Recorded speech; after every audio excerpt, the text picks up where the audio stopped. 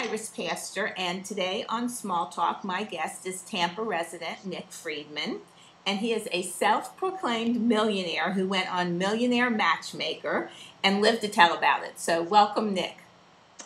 Thanks, Iris. I appreciate it. You are also the co-owner of College Hunks Hauling Junk and a co-author of a book, Effortless Entrepreneur, and we're going to be talking about all those subjects today. But for the first little segment, I do have a question. Most people, I assume, know what College Hunks Hauling Junk is all about, but I was wondering if you could just give us a short synopsis. College Hunks Hauling Junk is a junk removal, labor, and moving services company that hires college students to do the work. So it actually started when I was in college. A buddy of mine and I did it during summer vacations, and we wrote a business plan our senior year, graduated, got corporate jobs, and then decided to do it on a full scale, and we now have 30 franchises across the country. So anytime a homeowner or business wants to have something removed from their home or moved around within their home or moved to another location, they can hire College Hunks Hauling Junk to do the work, and they're helping out college students by giving them an opportunity to work and make some extra money. Well, the next question is obviously, are they all hunks? The question that we always get, are they all hunks or are they all really in college?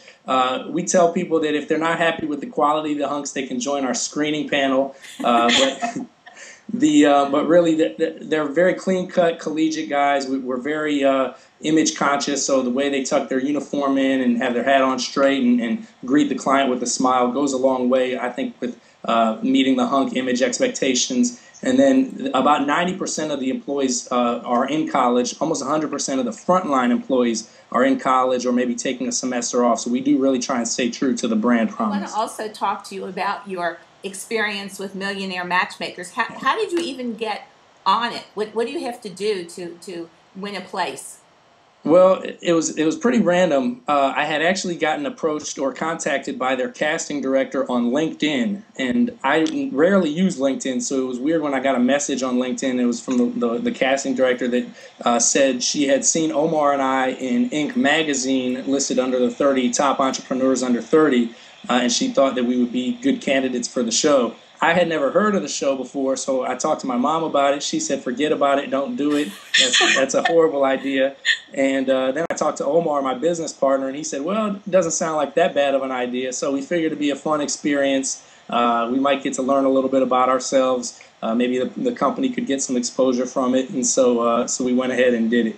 Well, okay, the obvious question then is, what did you and Omar learn from it? And also just a few details about where you took your dates. Sure. So Omar took his date to actually haul junk with him in one of our company trucks, in one of the College Hunks Hauling Junk trucks. He met his date with the truck, gave her one of the shirts, gave her some work boots to wear, and they went and actually cleaned out a garage. I took my date on a more traditional sushi dinner and champagne and driving around Los Angeles, doing some sightseeing. From what we learned, I think Omar learned that taking your date to haul junk is not a good idea. Probably a horrible idea. Wasn't she dressed up? Yeah, he did it as a surprise. So she had gotten her hair done, was wearing a dress, was wearing heels, and then he surprised her with the truck and the work boots and the polo shirt. So I think that probably could have been done a little bit differently. For me, the matchmaker lady, Patty, I mean, she's quite a character, but she kind of helps you, I guess, evaluate what it is that you really want, and then select your ideal match from that. And so for me, I travel a lot. I'm always busy, so I need somebody that's able to deal with that type of thing. And so it was a good experience for me to kind of learn, the type of people I'm looking for and not looking for. That was great exposure for you guys.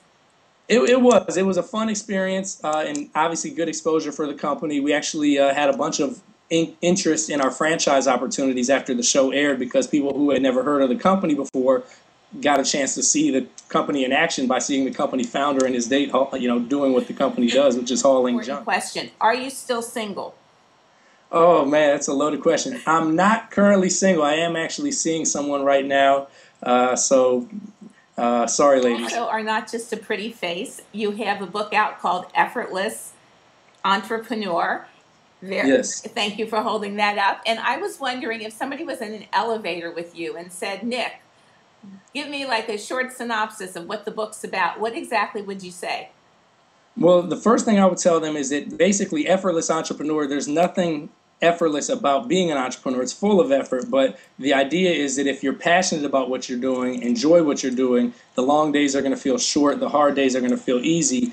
So it does help readers find out what they're passionate about, what they want to do, and realize that you can break free of the traditional career path of getting a corporate job, growing the corporate ladder, and having to stay in the straight and narrow. So for us, the 30-second pitch is really it's from the perspective of young entrepreneurs that are in the middle of the fire, growing a successful business, not looking back 10 years from now saying, this is how we did it. It's more, this is what we've done up to this point. This is what we've learned. These are the crazy things that have happened to us. And these are the lessons that can be implemented into any business to make it successful. What are some of the key things that people need to know when they have an idea and they want to take it from the idea stage to the implementation? What are some of the key things? Good question. You know, the thing about the book is it's a pretty entertaining read because Omar and I are pretty entertaining individuals. So it's got a lot of interesting, fun stories and anecdotes. But we also wanted there to be some good takeaway value. So we put what we call the 10 business commandments in the book.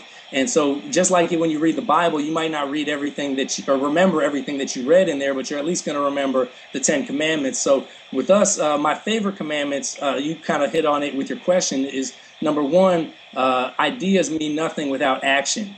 You know, there's so many times where somebody can sit down and have an idea, but they don't do anything about it. And it's the people that take an idea and put it into action to make it an actual reality that make a true difference in the world. And then number two is when starting a business or really any venture, whether it's your own career or working with a charity, you have to have a vision for what it is that you're trying to accomplish. And so the most successful entrepreneurs that I've ever come in contact with, they started their business out with a clear vision of what it was going to look like, feel like in the future.